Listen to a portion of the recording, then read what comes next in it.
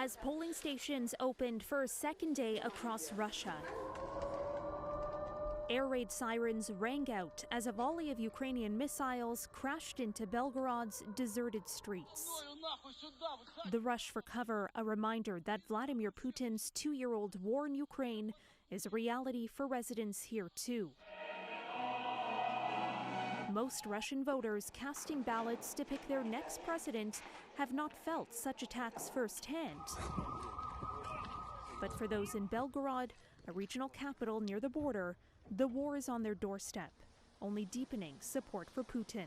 He's accusing Ukraine of trying to sabotage a presidential election he's all but certain to win.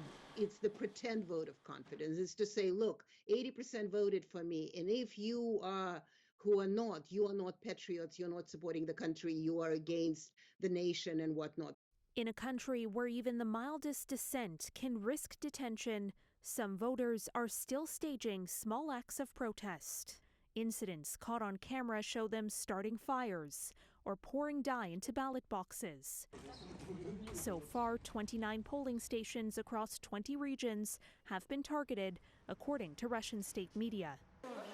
With simply token opposition on the ballot, Putin is expected to extend his rule until at least 2030. But how that victory is achieved is of intense interest to the Kremlin and its critics. Putin wants a large turnout. That's what he really craves. Otherwise, he would just declare himself president. Why bother having an election? He doesn't have to have an election to stay in office, but he wants an election to validate and legitimate his rule. The veneer of legitimacy is of paramount importance to Putin because it allows him to claim massive support for Russia's war against Ukraine and cement its hold over areas that it claims illegally.